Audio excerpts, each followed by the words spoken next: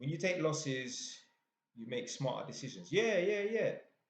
But again, like I say, what you want to do, especially as a young person, is if you don't have a lot of people older than you around you that you can communicate with like that, like for them to really teach you some life lessons and that, at least just watch and observe older people.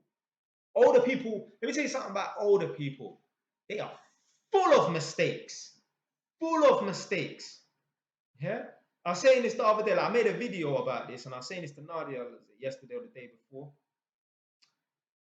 There's this guy called Tyson Neil deGrasse, and he's a black man scientist from America. And he was saying that every gene that you find outside of Africa, you can find it in Africa. He's saying that all genes that exist outside of Africa, you can find them in Africa. So Africa, for example, has the tallest people in the world. People think the tallest people in the world are like maybe some Scandinavian Viking man or whatever. No, the tallest people in the world are them Kenyan man or man from Sudan. You can find the shortest people in the world in Africa. Them man, they're from the Sentinel Island and Papua New Guinea. Them man, the tallest man in the tribe is 4'11". You can find the darkest people in the world in Africa.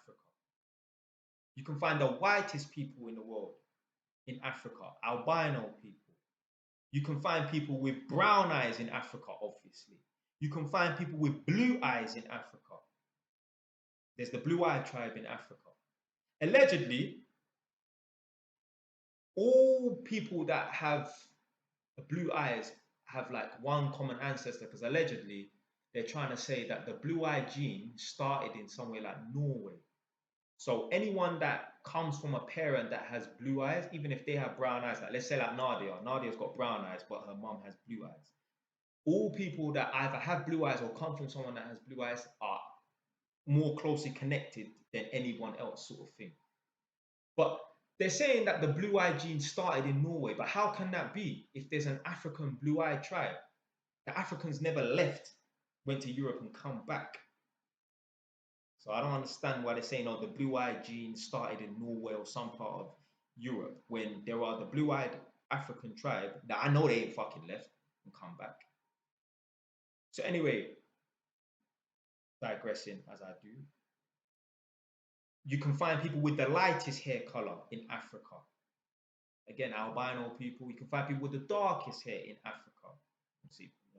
You can find the fastest people that come out of Africa. Usain Bolt, Jamaicans.